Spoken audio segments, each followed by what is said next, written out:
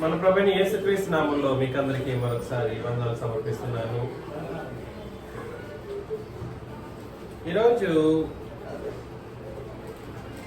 నిరర్ధకమైపోయేటువంటి కొన్ని విషయాలను మనం పరిశీలన చేస్తాం. ఏంటిది?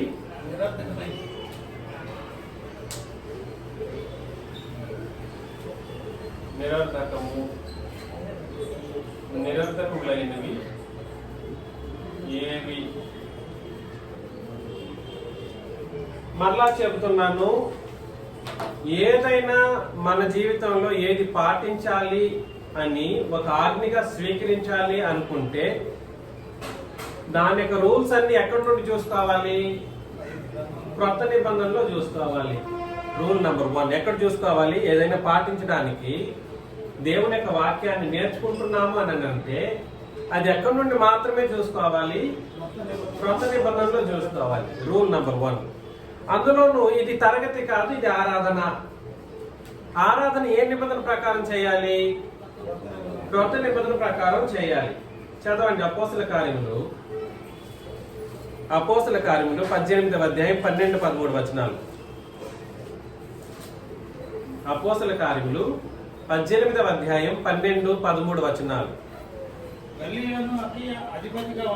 గల్లియోను అకయ్యకు అధిపతిగా ఉన్నప్పుడు యూదులు ఏకీభవించి పౌలు మీదకి లేచి న్యాయపీఠం ఎదుటకు అతన్ని ఈడ్చుకొని పోయి, వీడు అంటే పౌలు అనేవాడు ధర్మశాస్త్రమునకు వ్యతిరేకముగా దేవునిని ఆరాధించుటకు జనులను ప్రేరేపించెను అని చెప్పిరి. కాబట్టి ఈడ్చుకుని వెళ్ళి ఏం కంప్లైంట్ చేశారు న్యాయపీఠం ఎదుట? యూదులు లాంటి దుర్మార్గులు మరొకరు ఉండరు. వాళ్ళ ధర్మశాస్త్రాన్ని ఎలాగైనా కూడా సరే ఎవడైనా పాటించాలనే ప్రేరేపించేవాళ్ళు, కానీ అవసరమైతే ధర్మశాస్త్రం కోసం తమ ప్రాణాలు పెట్టడమే కాదు ఇతరుల ప్రాణాలకు సైతం వాళ్ళు తీసేసే అంత క్రూరులు ఇప్పటికీ అలాగే ఉన్నారు. వాళ్ళ యొక్క అభియోగం ఏమిటి? ధర్మశాస్త్రానికి వ్యతిరేకంగా దేవుణ్ణి ఆరాధన చేయమని జనాల్ని ప్రేరేపిస్తున్నాడంట పౌలు గారు. కాబట్టి అలాంటి బోధ చేయొద్దు. ఈ పౌలు అనేవాడు మా ధర్మశాస్త్రానికి వ్యతిరేకంగా దేవుణ్ణి ఆరాధించడం కుదరదు అన్నట్లుగా వెళ్ళి అభియోగం చేశారు. కాబట్టి పౌలు గారి ఉద్దేశం ఏమిటి? ఎవరైనా ఆరాధన అంటూ చేస్తే దేనికి వ్యతిరేకంగా ఉండేటట్లు చేయాలి? ధర్మశాస్త్రం అనే పాత నిబంధనకు వ్యతిరేకంగా ఉండేటట్లుగా తమ ఆరాధనను సెట్ చేసుకోవాలి. కాబట్టి 2 ముఖ్యమైన రూల్స్ ఏమిటి? 1, ఇది తరగతి కాదు, ఆరాధనలో ఏ నిబంధనకు వ్యతిరేకమైన ఆరాధన చేయాలి? ధర్మశాస్త్రానికి వ్యతిరేకమైన ఆరాధన చేయాలి. మనందరికీ తెలిసిన మరొక ఫేమస్ వచనం ఎవరైనా చెబుతారా? ఆరాధనలో క్రొత్త నిబంధనే చేయాలని దానికి వచనం ఉంది. ఏమిటది? అది క్రొత్త నిబంధన ప్రకారంగా చెప్పాలి. నిబంధన సరే కాదు నిబంధన గురించి మాట్లాడుతున్నాను. కాదండి, 2వ అధ్యాయము 42. వీరు మళ్ళా చెబుతున్నాను, మర్చిపోతున్నారు. వీరు అంటే ఎవరు? వాళ్ళు 3000 మంది. అప్పుడు 3000 మంది ప్లస్ 12 మంది. ఇలా రాయరు కదా అని మొదట 12 మంది, తర్వాతనే 3000 మంది. ఈ 12 మందితో 3000 మంది ఏం చేయబడ్డారు? చేర్చబడ్డారు. అర్థమవుతుంది కదండి? 12 మందితో 3000 మంది ఏం చేయబడ్డారు? చేర్చబడ్డారు. చేర్చబడిన వాళ్ళు ఏం చేశారు? వీరు అంటే సంఘం. 1 అపోస్తలుల బోధ,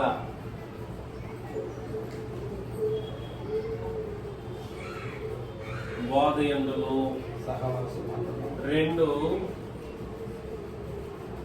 సహవాసం, 3 రొట్టె విరుచుట. 4 ప్రార్థన చేయుట.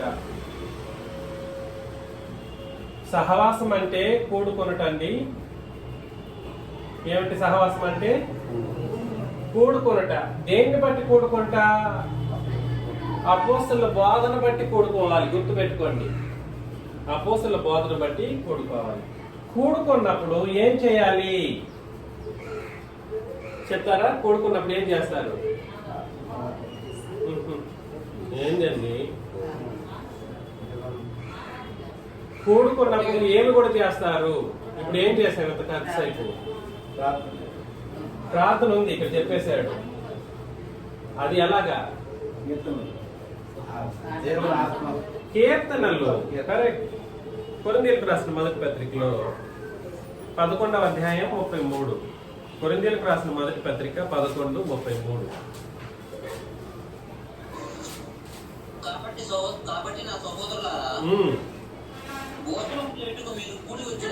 ఏ భోజనం? ప్రభు బల్ల కార్యక్రమం రొట్టె విరుచుటకు మీరు కూడుకున్నప్పుడు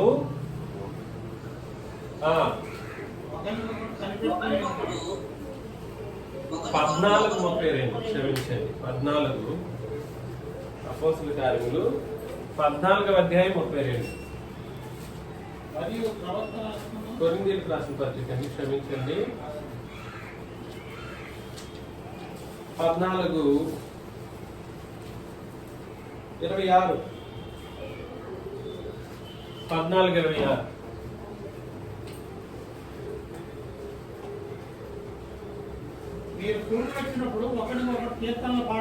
కూడి వచ్చినప్పుడు ఏం చేస్తారు? కీర్తనలు పాడవాలని. చాలు. ఇక్కడ చూడండి, అపోస్తలుల బోధ యందును కీర్తనలు కూడుకున్నప్పుడు కీర్తనలు పాడతాము, రొట్టె విరుస్తాము, ప్రార్థన చేస్తాం. కూడుకున్నప్పుడు ఇంకో కార్యక్రమం కూడా చేస్తాం. ఏమిటది? కరెక్ట్. ఇది ఏ రోజు కూడుకుంటాం? అపోస్తలుల బోధ, రొట్టె విరుచుట అనేది ఏ రోజు కూడుకుంటాము? ఆదివారం. కాబట్టి ఆదివారం కూడుకుంటాం. కాబట్టి ఏమన్నాడు? కొరింథీయులకు రాసిన మొదటి పత్రిక 16వ అధ్యాయం 2వ వచనం. ఏం చేస్తారు? కానుకలు. ఆదివారమే కదా కూడుకుంటున్నది. ఇది ఎప్పుడు చేస్తాము? రొట్టె విరిచేది ఏ రోజు చేస్తాం? ఆదివారం చేసేటప్పుడు ఏం చేయమన్నాడు అక్కడ? ప్రతి ఆదివారం కూడా మీరు ఏం చేయాలి? కానుకలు సమర్పించడం చేయాలి. కాబట్టి ఈ 5 కార్యక్రమాన్ని కలిపి ఏమంటారు? ఈ 5 కార్యక్రమాలను కలిపి ఏమంటారు? ఆరాధన అని అంటారు అన్నమాట. కాబట్టి నిబంధన ప్రకారం ఈ కార్యక్రమం జరిగించేటప్పుడు ముఖ్యంగా రొట్టె విరిచే కార్యక్రమం ఎప్పుడు చేస్తామంటే ఆదివారం దినాన్ని చేస్తాం. రొట్టె విరిచే దినాన్ని ఆదివారమే కానుకలు కూడా సమర్పిస్తాం. ఈ కార్యక్రమాలన్నీ జరిగించేటప్పుడు ఖచ్చితంగా చేయవలసిన బోధ ఏ బోధ? అపోస్తలుల బోధ. కాబట్టి అపోస్తలుల బోధ అంటే పాత నిబంధన అపోస్తలుల బోధన కాదు. అపోస్తలులు ప్రకటించడం ప్రారంభమైంది ఎప్పటి నుండి? అపోస్తలుల కార్యములు 2 నుండి. అర్థమవుతుంది కదండి? వీళ్ళ బోధ ప్రారంభమే ఎక్కడి నుండి జరిగింది? అపోస్తలుల కార్యములు 2వ అధ్యాయంలో నుండి ప్రారంభమైంది. అది ఎక్కడ ముగించారు వీళ్ళు? ప్రకటన గ్రంథం 22లో ముగించారు. ఇది అపోస్తలుల బోధ అంటే ఇలా చెప్పొచ్చేమో, కానీ ఇంకా క్షుణ్ణంగా పరిశీలన చేస్తే కొరింథీయులకు రాసిన మొదటి పత్రిక 11:25 ప్రకారం నా రక్తం వలనైనా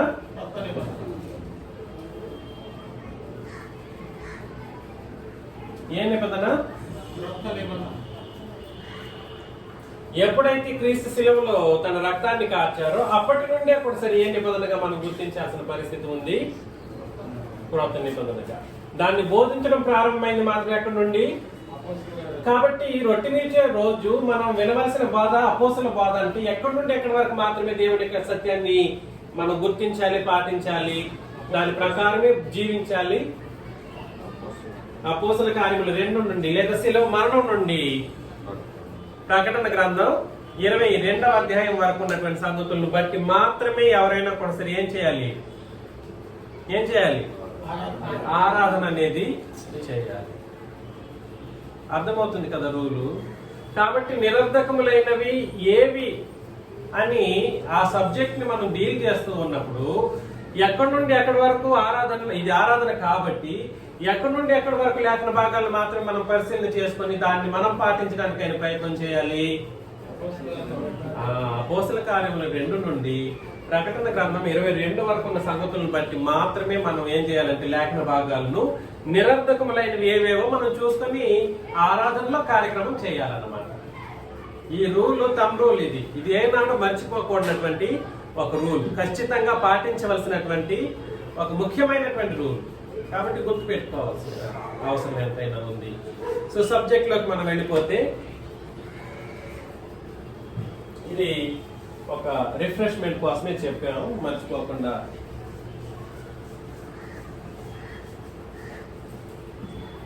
నిరర్ధకములైనవి ఏవేవి నిరర్ధకములు?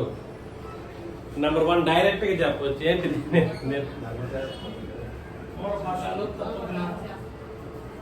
అందరికి తెలిసిందే. ఒక ఫార్మాట్ లోకి మనం తీసుకెళ్తాం. 2వ తిమోతికి రాసిన పత్రిక 1వ అధ్యాయము 9-10 వచనాలను చదివినప్పుడు, మన క్రియలను బట్టి కాక 2వ తిమోతికి రాసిన పత్రిక 1వ అధ్యాయం 9-10 వచనాలు, మన క్రియలను బట్టి కాక తన స్వకీయ సంకల్పమును బట్టి అనాది కాలమునే క్రీస్తు యేసునందు మనకు అనుగ్రహింపబడినదినైనా క్రీస్తు యేసును మన రక్షకుని ప్రత్యక్షత వలన బయలుపరచబడినదినైనా తన కృపను బట్టి మనలను రక్షించి పరిశుద్ధమైన పిలుపుతో ఆయన మనలను పిలిచెను. ఆ క్రీస్తు యేసు మరణమును నిరర్ధకం చేసి జీవమును అక్షయతను సువార్త వలన వెలుగులోనికి తెచ్చెను. ఏమి నిరర్ధకమైంది? మొట్టమొదటిగా క్రీస్తు శిలువలో నిరర్ధకమైంది ఏమిటండి?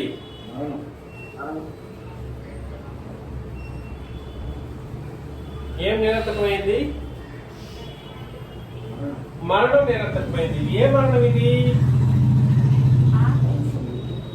ఆత్మ సంబంధమైనటువంటి మరణం. ఏ మరణం ఇది? ఆత్మ సంబంధమైనటువంటి మరణం. ఆత్మకు మరణం లేదు, ఆత్మ సంబంధమైన అనే మాట కరెక్ట్ గా అర్థం చేసుకోవాలి. ఆత్మకి ఏం లేదు, మరణం లేదు. కాబట్టి దీనికి ఏం పేరు? ఆత్మ సంబంధమైనటువంటి మరణం. అనగానేమిటి? ఆత్మ సంబంధమైన మరణం అనగానేమిటి? ఆత్మలో నుండి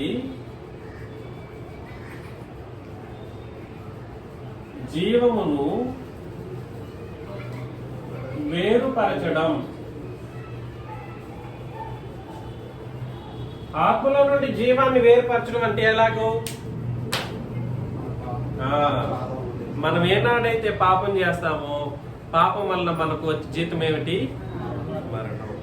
ఎఫెసీ పత్రిక 4:18 మనం అనేక సార్లు చదివాం, ప్రతిరోజు చదువుతున్నాం దాదాపు. ఎఫెసీ పత్రిక 4:18 చదవాలి.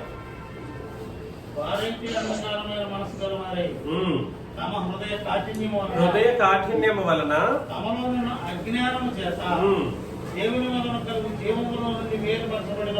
కాబట్టి హృదయ అజ్ఞానం చేత చేసే పాపాల వలన జీవములో నుండి ఏం చేయబడతారు? వేరుపరచబడతారు. దాన్ని ఏమన్నాడంటే మరణం అని అన్నాడు. అజ్ఞాన క్రియలు లేదా అంధకార క్రియలు లేదంటే పాపము లేదా నిర్జీవ క్రియలు, ఇవన్నీ ఏం చేస్తాయి? నిర్జీవ క్రియలు అంటే అర్థం ఏమిటి? జీవాన్ని కోల్పోయేటట్లుగా చేసే క్రియలను ఏమంటారంటే నిర్జీవ క్రియలు అని అంటారు. నిర్జీవ క్రియల విషయంలో దేవుడు చేసినటువంటి, యేసుక్రీస్తు చేసిన కార్యక్రమం ఏమిటో ఐడియా ఉంది కదా? ఎవరికైనా గుర్తుందా? నిర్జీవ క్రియలను విడిచి వచనం.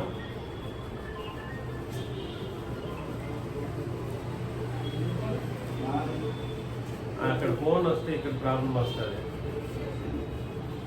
ఇక్కడ కనెక్ట్ అవ్వాలి. సరే అయిపోయింది, వదిలేండి.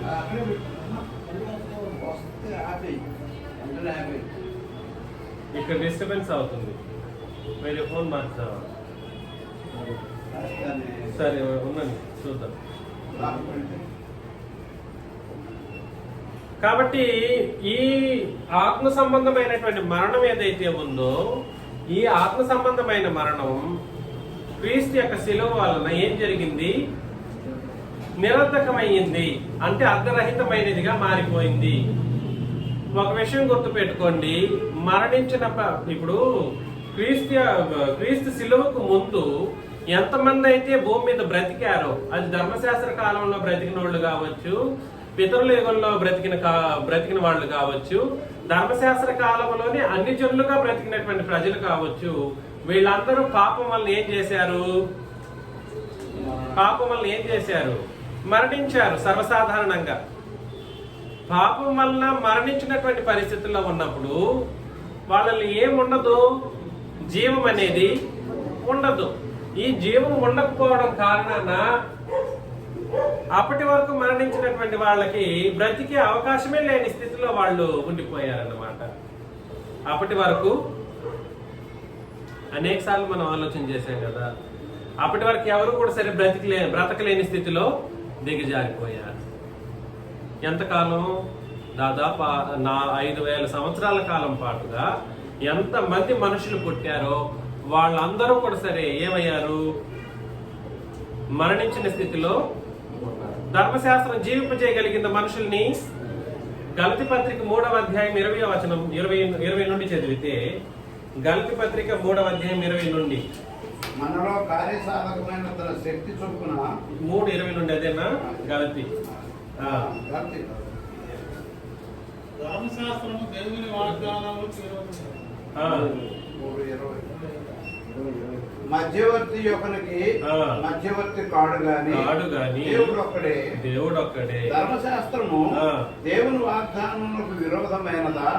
అట్లా అనరాదు. జీవింపచేయ శక్తి గల ధర్మశాస్త్రం ఇయ్యబడి ఉన్నాయడరా. ఏంటంట? జీవింపచేయ శక్తి కలిగినటువంటి ధర్మశాస్త్రం గాని ఇవ్వబడి ఉండుంటే వాస్తవముగా నీతి ధర్మశాస్త్రం వల్లనే కలిగిపోతుంది. కానీ నీతి ధర్మశాస్త్రం వల్ల కుదరట్లేదు. ఇచ్చాడు కానీ అది కుదరట్లేదు. కారణం ఏమిటంటే ధర్మశాస్త్రం పాపం వల్ల మరణించిన మనిషిని ఏం చేయలేకపోయింది? జీవింప చేయలేకపోయింది. ఇక్కడ ఒక చోటే కాదు, చాలా చోట్ల చెప్పాడు. ఒక ధర్మశాస్త్రం వల్ల మనిషి పాపిగా ఎంచబడతాడు తప్ప, ఆ పాపం వల్ల మరణించిన స్థితిలోనే ఉండిపోతాడు తప్ప, జీవింప చేసే పరిస్థితి ధర్మశాస్త్రానికి అంత స్టేటస్ లేదు. ఒక మనిషి ఆత్మ సంబంధంగా మరణించినటువంటి మానవ జాతికి జీవాన్ని అందించగలిగే నిబంధన ఏ నిబంధన?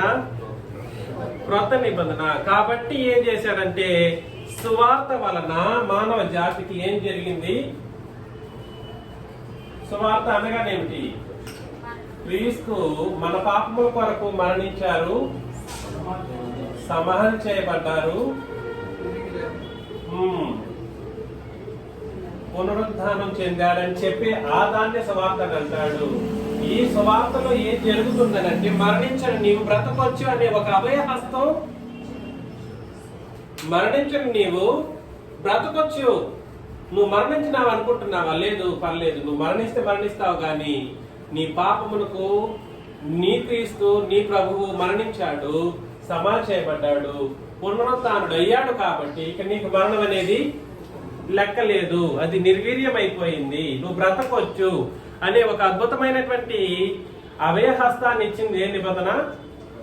క్రొత్త నిబంధన. ఏమిటి అది? క్రొత్త నిబంధనలో సువార్త. కాబట్టి మిమ్మల్ని ప్రేమతో నేను హెచ్చరించే విషయం ఏమిటంటే, సర్వమానవ జాతికి కొన్ని వేల సంవత్సరాలుగా మరణించిన ప్రజలకు ఉన్నటువంటి మరణం అనేది నిరర్ధకం చేయబడింది. ఎక్కడా అంటే క్రీస్తు యొక్క సిలువలు. అయితే ఒక దారుణమైనటువంటి తప్పిదం ఏంటో తెలుసా?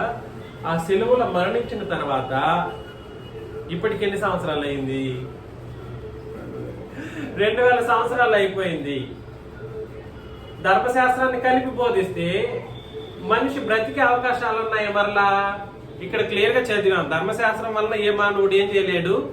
జీవింప చేయబడలేడు అని ఆలోచన చేసినప్పుడు ధర్మశాస్త్రం వలన పాపం అనగా ఎట్టిదో తెలియజేయబడుతుంది, ధర్మశాస్త్రం వలన పాపం అపరిమితముగా విస్తరించిపోయింది అని చెప్పినప్పుడు మరణం ఇంకను కొనసాగింపులోనే ఉన్నట్లుగా అయిపోయింది. ఇప్పటి వరకు మన సంఘం తయారయ్యేంత వరకు అది 5000 సంవత్సరాలు ప్లస్ 2000 సంవత్సరాలు, మొత్తం 7000 సంవత్సరాల కాలం పాటు ఈ మరణం యొక్క ఏలుబడి కొనసాగింపులోనే ఉంది. నిరంతకం చేసిన యేసుక్రీస్తు శిలువ వ్యర్థమైపోయేటట్లుగా తయారైంది ప్రపంచం. ఎలాగా? సరే, ఈ సంగతిని గుర్తించి క్రొత్త నిబంధనల వలన మాత్రమే ఎవడైనా కూడా సరే బ్రతికించబడాలి అన్నటువంటి ఒక సత్యాన్ని గుర్తించుకునే పోయింది ప్రపంచం. దయచేసి గుర్తించండి. కొరింథీయులకు రాసిన మొదటి పత్రిక 1వ అధ్యాయం 17వ వచనంలో, కొరింథీయులకు రాసిన మొదటి పత్రిక 1వ అధ్యాయం 17, బాప్తిసం ఇచ్చుటకు క్రీస్తు నన్ను పంపలేదు గాని క్రీస్తు శిలువ వ్యర్థము కాకుండానట్లు వాక్చాతుర్యము లేకుండా సువార్త ప్రకటించుటకే ఆయన నన్ను పంపెను. పౌలు గారి యొక్క ఉద్దేశం ఏమిటో చెబుతూ ఉన్నాడు. ఆయన జీవితం యొక్క గోల్ ఏమిటి? శిలువ వ్యర్థం కాకూడదు. క్రీస్తు యొక్క శిలువ ఏం వ్యర్థం కాకూడదు? క్రీస్తు శిలువ అనేది వ్యర్థం కావడానికి అవకాశం లేదు.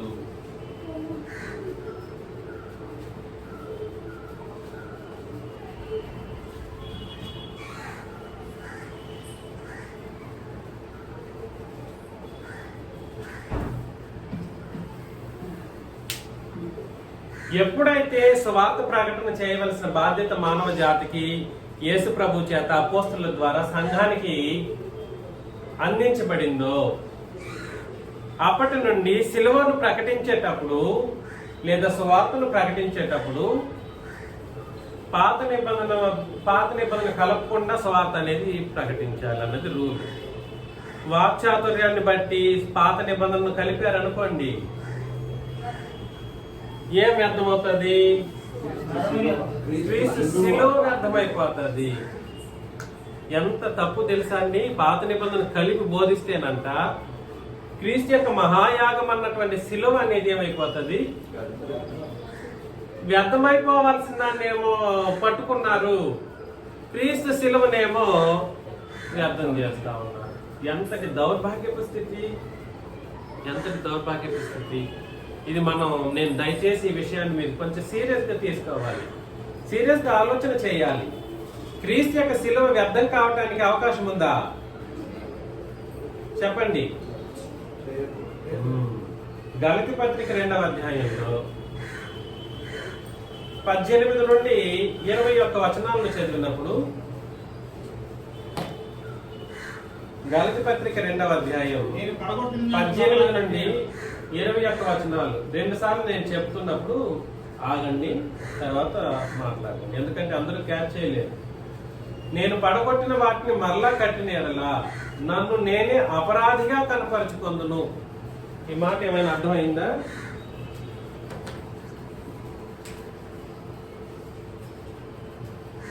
పడగొట్టినది ఏమిటి?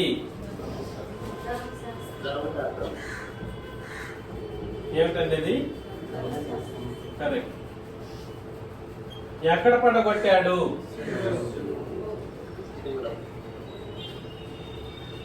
శిలువలో పడగొట్టిన ధర్మశాస్త్రాన్ని మరలా కట్టితే ఏమైపోతుంది? నన్ను నేనే అపరాధినిగా తీర్చుకుంటున్నాను. నేనేమన్నా పరిశుద్ధంగా బ్రతకడానికి అనుకుంటున్నారేమో కాదు. పడగొట్టబడిన ధర్మశాస్త్రాన్ని మరలా బోధించి లేదా మరలా పాటించడానికి ఆయన ప్రయత్నం చేస్తున్నప్పుడు ఏమవుతారు? అపరాధి అవుతారు. ఇప్పుడు ఒక్కసారి మీ పాస్ట్ జీవితాన్ని జ్ఞాపకం చేసుకోండి. మీరందరూ వెళ్ళినటువంటి ఆరాధనకు వెళ్ళిన ప్రతి సందర్భాల్లోనూ పాత నిబంధన లేకుండా పడగొట్టిన దాన్ని కలపకుండా బోధించిన బోధకుడు ఉన్నాడా? ఉన్నాడా? కాబట్టి ఏం చేశారంటే మీరందరూ అనుకుని ఉండొచ్చు ఒకప్పుడు మేము నీతిమంతులుగా తీర్చబడ్డాం, మా బాప్తిస్మాలు కరెక్ట్ అని చెప్పేసి. కాదు, పడగొట్టిన నీవు మరలా కడితే దాన్ని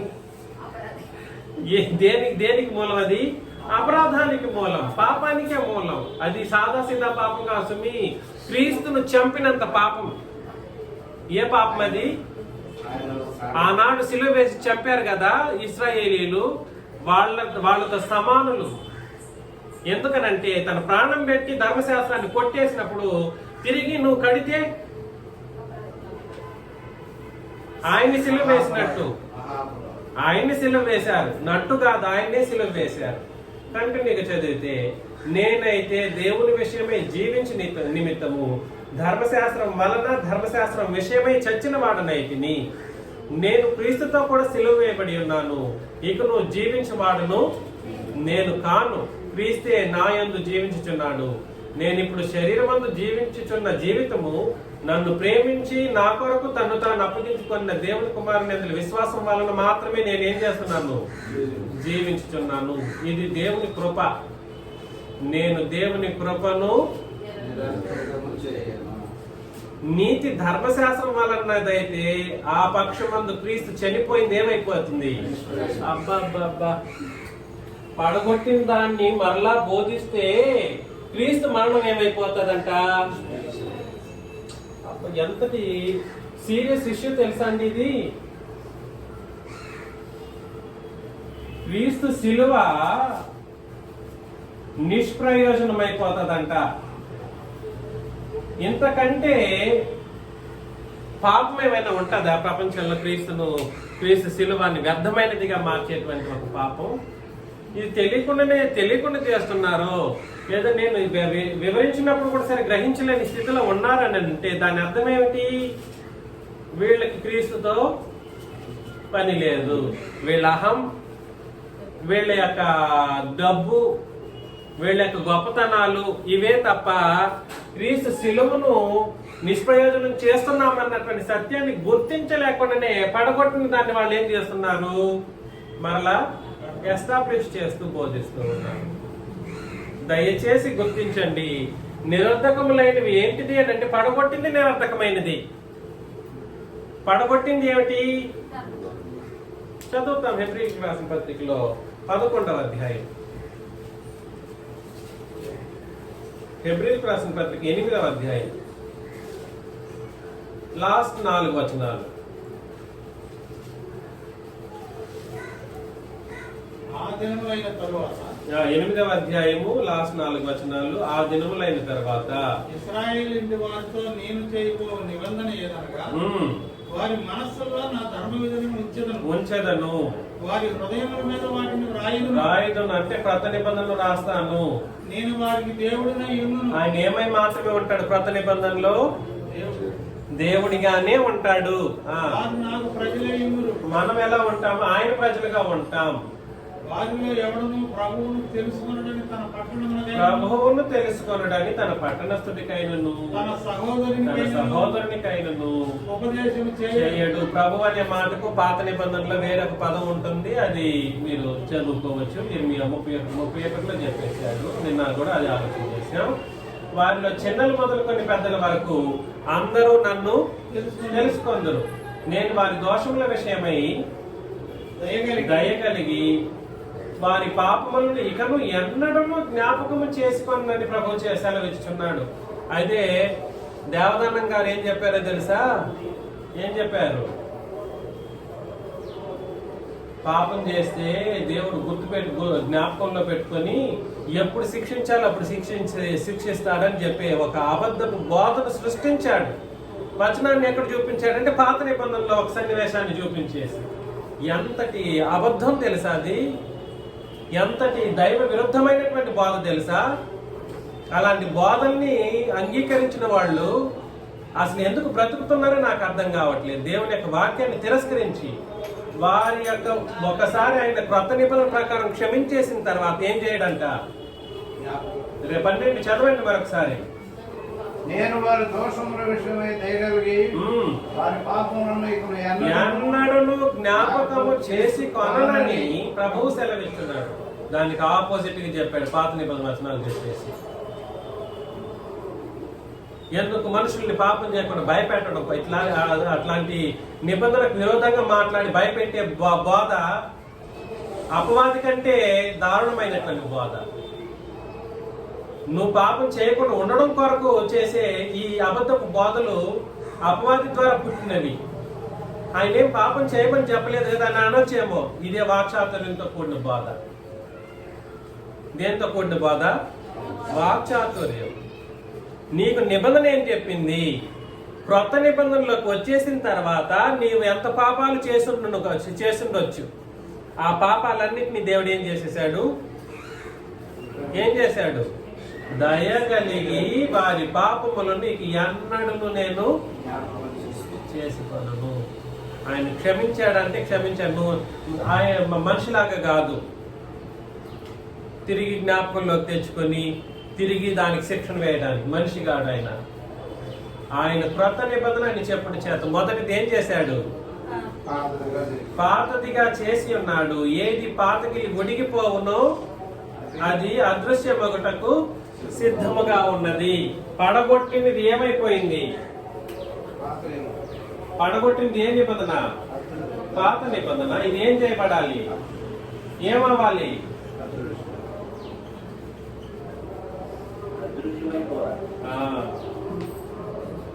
పడగొట్టింది అదృశ్యమైంది జీవితాల్లో, మన జీవితాల్లో. అంటే బైబిల్లో అధ్యాయాలు తీసేద్దామా, చించేద్దామా అంటాడు తిరిగి అతి తెలివి. ఈ అతి తెలివి మాటలకు మాత్రం తక్కువ ఉండదు వీళ్ళకి. అతి తెలివి బాధలు చేసేవాడికి అతి తెలివి విశ్వాసులు సెట్ అవుతారు. దేవుని వాక్యాన్ని ఉన్నట్లుగా ఆలోచన చేసే వాళ్ళకేమో అలాంటి ఆలోచన రాదు. ఇది దేవుని వాక్యం ఎలా చెప్పింది కదా, దాన్ని అలాగే గ్రహించాలి కదా, దాన్ని అలాగే పాటించాలి కదా అన్నటువంటి ఆలోచన ఉండదు. కాబట్టి పాత నిబంధన ఏమైపోవాలి? మన జీవితాల్లో పాటించే విషయంలో ఏమవ్వాలండి? ఏది పాతగిలి ఒడిగిపోవునో అది అదృశ్యమగుటకు సిద్ధముగా. నిజంగా అదృశ్యమైందా? మన జీవితాల్లోనైతే అదృశ్యమైంది. మన జీవితాలు ఏమైంది? అదృశ్యం అవ్వకపోతే ఏం పాపం చేశారని అర్థం అండి. అవ్వకపోతే ఏం పాపం చేశారు? క్రీస్తు యొక్క మరణాన్ని తృణీకరించారు. అదే విధంగా ఇది తృణీకరించబడితే కృప ఏం చేయబడింది? దేవుని కృప నిరర్థకమైతుంది. దయచేసి గుర్తించండి. పాత నిబంధన ఎంత డేంజర్ ఎప్పుడైనా అర్థం చేసుకోండి. ఎంత డేంజర్ అంటే నీకు ఉచితంగా వచ్చిన కృపనే నీ నుండి తొలగిస్తుంది. నిన్ను నిష్ప్రయోజకుడిగా చేస్తుంది అన్నమాట. ఆ దేవుని కృపనే నీళ్ళ నుండి తొలగించేటట్లుగా చేసేస్తుంది. ఏం చేస్తుంది? పాత నిబంధన ఏం చేస్తుంది? దేవుని కృపను నిరర్థకం చేస్తుంది. మరొకసారి వచన భాగం చదవండి. మర్చిపోయారా? మన ఫామ్ లో ఉన్న వచన భాగం ఏమిటి? గలతీ 2వ అధ్యాయము 21 చదువుతున్నాను. గలతీ 2వ అధ్యాయము 20-21 నేను చదువుతాను. నేను క్రీస్తుతో కూడా సిలువ వేయబడి ఉన్నాను. ఇకను జీవించువాడను నేను కాను, క్రీస్తే నా యందు జీవించుచున్నాడు.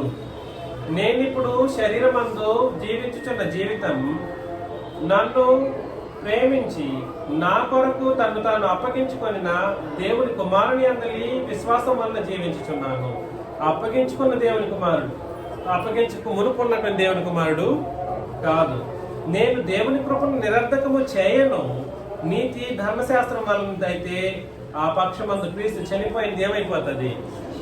నిష్ప్రయోజనం అవుతుంది. ఇంతకంటే ఏం చెప్పాలి? ఏం చెప్పగలము? దయచేసి గుర్తించండి, ఇది సాదాసీదా విషయం కాదు.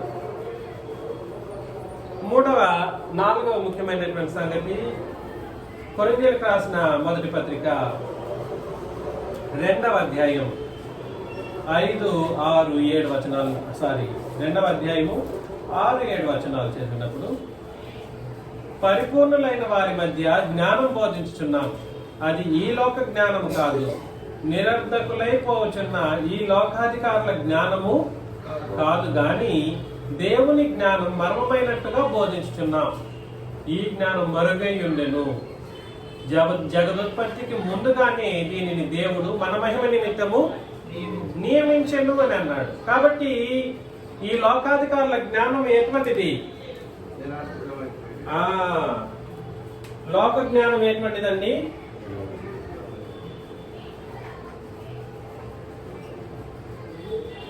లోక జ్ఞానం ఎటువంటిది? నిరర్థకమైనది. అందుకని లోక జ్ఞానం విషయంలో కూడా సరే ఒకలాంటి ఆలోచన కలిగి ఉండాలి. పరిపూర్ణులైన వారి మధ్య జ్ఞానాన్ని బోధించున్నాం. అది ఈ లోక జ్ఞానము. రత్నకిషోర్ బోధన చూశారనుకోండి, లోకాన్ని కలపకుండా అతను బోధే చేయడు. లోకములో న్యూస్లు ఏదేదో సంగతులను కలిపేసి బోధిస్తూ ఉంటాడు. అతనే కాదు, చాలా క్రీస్తు సంఘాల్లో కూడా సరే బోధలు చేసేటప్పుడు లోక జ్ఞానాన్ని కూడా కలిపేస్తా ఉంటారు. అదేమో నిరర్థకమైపోయింది, ఇదేమో శాశ్వతంగా నేను యుగ యుగాలు పరలోకానికి నడిపించింది. రెండింటిని లోక జ్ఞానాన్ని కూడా కలిపేసామనుకోండి, ఏమైపోతుంది? బాధ ఎలాగుంటది? నిన్ను నరకానికి నడిపిస్తుంది. ఇదేమో లోక జ్ఞానం ఏమో నిరర్థకమైనది. ధర్మశాస్త్రాన్ని కలపడం ఒక ఎత్తు అయితే, లోక జ్ఞానాన్ని కూడా ఇందులో కలపడం అది ఒక ఎత్తు. లోక జ్ఞానాన్ని కూడా చెప్పడం, లోక జ్ఞానం చెప్పాలంటే నువ్వు ఎవరినన్నా ఇన్స్పిరేషనల్ స్పీకర్స్ తీసుకోవచ్చు. యూట్యూబ్ లో పెడితే ఎన్నెన్నో వస్తూ ఉంటాయి. అవి కాదు ఇక్కడ కావాల్సింది. దేవుని వాక్యాన్ని బోధించేటప్పుడు వాక్యం ఏమి చెబితే దాన్ని క్రొత్త నిబంధన ప్రకారం ఆలోచన చేసుకుంటూ పోవాలి. లోక జ్ఞానాన్ని సహితం కలిపితే దేవుని యొక్క వాక్యం ఏమైపోతుంది? నిరర్థకమైపోయేటువంటి ప్రమాదంలో కూరుకుపోతుంది. కొలసి పత్రిక 2వ అధ్యాయం 8వ వచనంలో కూడా సరే, కొలసి పత్రిక దానికి వాళ్ళు ఏమంటారంటే లెక్సికన్లు అది ఇది అని చెప్పి ఏదేదో కన్విన్సింగ్ పనికిరాని కన్విన్సింగ్ లిటరేచర్ థింగ్స్ తీసుకొస్తారనమాట. ఈ లిటరేచర్ థింగ్స్ కూడా సరే అది లోక జ్ఞానానికి సంబంధించింది. 2వ అధ్యాయం 8లో ఆయనను అనుసరింపక మనుషుల పారంపర్యాచారం. ఏమిటది? లోక జ్ఞానము, మనుషుల పారంపర్యాచారము.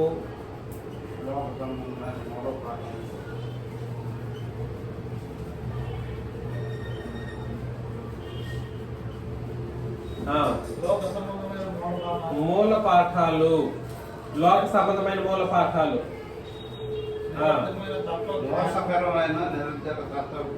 తత్వ జ్ఞానాలు. ఇవన్నీ ఎట్లాంటిది? ఎలాంటివి? అవి నిరర్థకమైపోయేటువంటివి. ఎంత డబ్బు సంపాదించడం కొరకు చదువుకో, నీ ఎంఎస్ చదువు, పిహెచ్డి చదువు, ఇంకేదైనా చదువు, వద్దని నేను అనను, చదవాలి, అవసరమే. కానీ ఎంతవరకు నేను నడిపిస్తుంది? భూమి మీద సంతోషంగా సుఖంగా బ్రతకడం కొరకు నేను నడిపించగలదు. కాకపోతే అది ఏమైపోతుంది? ఒక రోజుకి నిరర్థకం అయిపోతుంది. చదువు అయిపోయిన తర్వాత ఏం చేస్తారు వాళ్ళు? ఆ చదువుతూనే ఉంటారా? కాదు, వాళ్ళకంటూ ఒక ఉద్యోగం వచ్చేస్తుంది. అప్పుడు చదువు ఏమైపోతుంది? ఏమవుతుంది? నిరర్థకం అయిపోతుంది. మనుషుల పారంపర్యాచారం అని అన్నాడు. మనుషుల పారంపర్యాచారం అంటే అర్థం ఏమిటి? ఆచారాలు. మీ తాత ముత్తాతలు కొన్ని ఆచారాలు చేసుంటారు, ఆచారాలను ఇంకా పాటిస్తూ ఉంటారు. తర్వాత మూల పాఠాలు. మూల పాఠాలు అంటే ఏమిటి? ఈ సామెతలు చెప్తా ఉంటారు. టకటక మాటలు మాట్లాడుతుంటేనే ఒక సామెతను వదిలేస్తా ఉంటారు అనమాట. మర్యాదాస్ గారు అవన్నీ కూడా సరే నిరర్థకమైపోయేటువంటిది. తత్వజ్ఞానం. తత్వజ్ఞానం ఏమిటి? లాజికల్ బేస్డ్ బోధలు, లాజిక్స్ ని వాడుతూ ఉంటారు. తత్వజ్ఞానం కూడా సరే ఎటువంటిది? అది మోసకరమగు నిరర్ధక తత్వజ్ఞానం అని అన్నాడు అనమాట. మోసకరమగు నిరర్ధక తత్వజ్ఞానం. కాబట్టి మన బోధలో ఇట్లాంటివి ఎప్పుడు ఉండవు. ఇవి ఉండనే ఉండవు. ఉంటాయా? ఎప్పుడైనా ఉన్నాయా? ఉండవు. న్యూస్ రీడింగ్లు ఉంటాయా? న్యూస్ రీడింగ్లు నేను చెప్పను. I won't tell that. కాబట్టి ఒకసారి పరిశీలన చేయండి. యేసుక్రీస్తు యొక్క శిలువలో మరణం అనేది ఏం చేయబడింది? వ్యర్థం చేయబడింది. యేసుక్రీస్తు శిలువ వ్యర్థం కాకుండా మనం చూసుకోవాలి. ఇది ఎలా సాధ్యం అవుతుందనంటే పాత నిబంధన కలపకుండా ఉంటేనే, లేదా వాక్చాతుర్యం అని అన్నాడు. ఈ విషయంలో ఏంటిది? అది వాక్చాతుర్యం. అదేవిధంగా పడగొట్టబడినటువంటి ధర్మశాస్త్రాన్ని మనం మరలా ఏం చేయకూడదు? పునరుద్ధరింప చేయకూడదు. చేస్తే క్రీస్తు శిలువ ఏమైపోతుంది? నిష్ప్రయోజనం అవుతుంది. దేవుని యొక్క కృప ఏమవుతుంది? నిరర్థకమైపోతుంది. లోక జ్ఞానం, మనుషుల పారంపర్యాచారాలు, మూల పాఠాలు, తత్వజ్ఞానాలన్నీ కూడా సరి ఏమవుతాయి? నిరర్థకమైపోతాయి. అర్థమవుతుంది కదండి? దయచేసి గుర్తించండి. చివరిగా కొరింథీయులకు రాసిన మొదటి పత్రిక 13వ అధ్యాయం. కొరింథీయులకు రాసిన మొదటి పత్రిక 13వ అధ్యాయం 8 నుండి 10 వచనాలు. కొరింథీయులకు రాసిన మొదటి పత్రిక 13:8 నుండి 10 వచనాలు. ప్రేమ శాశ్వత కాలముండును, ప్రవచనములైనను నిరర్థకములగును, జ్ఞానము భాషలైనను నిలిచిపోవును, జ్ఞానం కూడా ఏమైపోతుంది? నిరర్థకమగును. మనము కొంత మట్టుకు ఎరుగుదము, కొంత మట్టుకే ప్రవచించుచున్నాము, కానీ పూర్ణమైనది వచ్చినప్పుడు పూర్ణము కానిది. పూర్ణము కానిది ఏంటివి?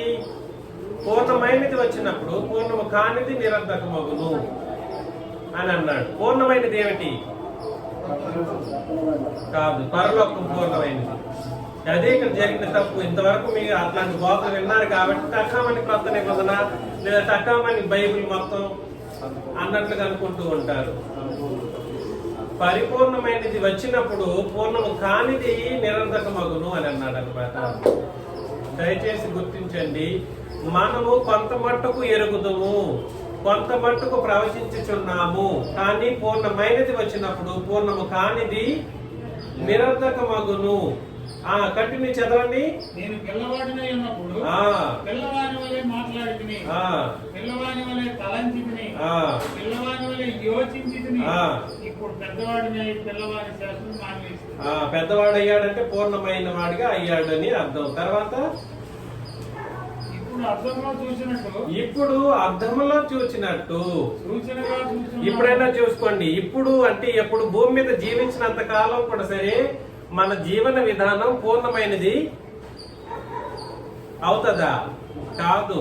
అందుకని ఇప్పుడు అని అంటే భూమి మీద బ్రతికినప్పుడు మనం ఎట్లాంటి వాళ్ళంగా ఉన్నాము?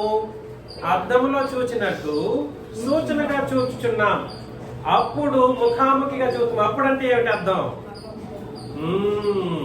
పరలోకానికి మనం వెళ్ళిపోయాం అనుకోండి,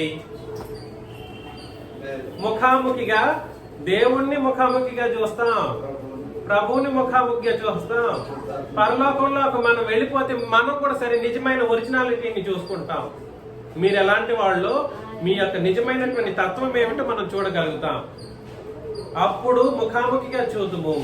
ఇప్పుడు కొంత మట్టుకే ఎరిగి ఉన్నాం. అంటే భూమి మీద బ్రతికినంత కాలం మనకు తెలిసిందంత ఎంతవరకు? నిజంగా చెబుతున్నాను, దేవుణ్ణి మనం ఎప్పుడు చూడలేదు. గ్రంథంలో క్రొత్త నిబంధన చట్టం దేవుడు ఇలా ఉంటాడని చెప్పినందుకు ఆ కోణంలోనే ఆయన తెలుసుకున్న అది సంపూర్ణ స్వరూపాన్ని ఎరిగే విధానం కాదు. ఎంత చెప్పినా ఆయన తేజస్సు కలిగిన వాడు, నీతి సూర్యుడు లాంటి వాడు అన్నట్లు చెప్పుకోగలడమే కానీ ఒక ఊహలో ఆలోచన చేసే విషయంగానే గుర్తించగలుగుతామేమో కానీ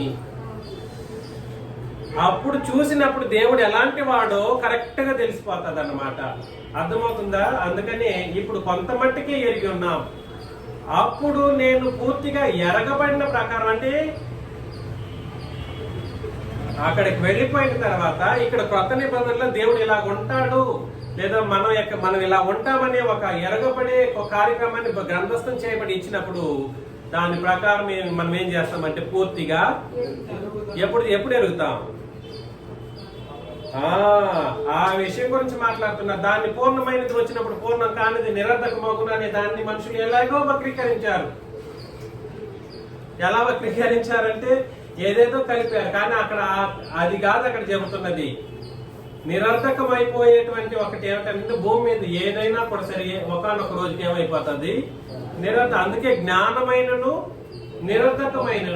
నిరర్థకమగును, భాషలైనను నిరర్థకమైపోతాయి, ప్రవచనాలు ఏమైపోతాయి నిలిచిపోతాయి, ఆగిపోతాయి.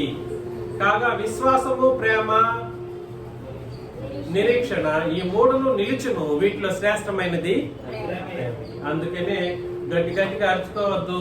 ముఖ్యంగా సహోదరులకి నేను మరలా చెబుతున్నా, ప్రేమించడం నేర్చుకోండి. ఏంటండి? ప్రేమించడం నేర్చుకోవాలి. రేపొద్దున పరలోకం పోవాలంటే, అక్కడికి వెళ్తున్నామనంటే దానికి నడిపించేది ఏమిటి? మొట్టమొదటిది అవసరమైతే క్షమించుకోండి. అవసరమైతే ఏం చేయాలి? క్షమించండి. అవసరమైతే మనమే సహిద్దాం, కీడును సహిద్దాం, హింసను సహితం ఒప్పుకుందాం. ప్రేమను ఏం చేయాలి? మనం ప్రేమను కలిగి ఉండాలి. అది నిన్ను ఎక్కడికి నడిపిస్తుంది? పరలోకానికి నడిపిస్తుంది. దయచేసి గుర్తించండి, మనం పరలోకం పోవాలని అంటే నిరర్థకమైన వాటిని అన్నిటిని ఏం చేసేయాలి? ఏంటి అవి? నిరర్థకమైనవి ఏంటి? భాషలు, తర్వాత ప్రవచనాలు, తర్వాత భూమి మీద మనకున్నటువంటి సమస్తము కూడా సరే ఒకనొక రోజుకి ఏమైపోతుంది?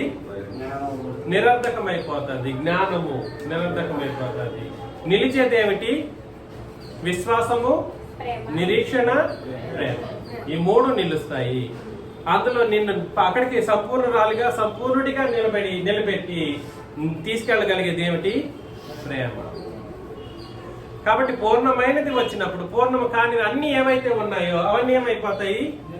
నిరర్థకమైపోతాయి. పూర్ణము కానివి.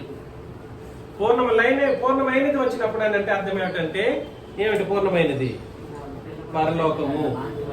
పూర్ణమైనది ఈజ్ ఈక్వల్ టు పరలోకం. నిరర్థకమయ్యే ప్రసక్తే లేదు. అది శాశ్వతమైనది. ఈ భూమి మీద జీవన విధానమే నిరర్థకమైపోయేటువంటి ఈ విషయాన్ని గుర్తించి మనమందరం పరలోకం పోవాలని నన్ను నేను హెచ్చరించుకుంటూ మిమ్మల్ని అందరినీ హెచ్చరిస్తూ ముగిస్తున్నాను. ప్రియస్నాములు మీకు అందరికీ వందనాలు.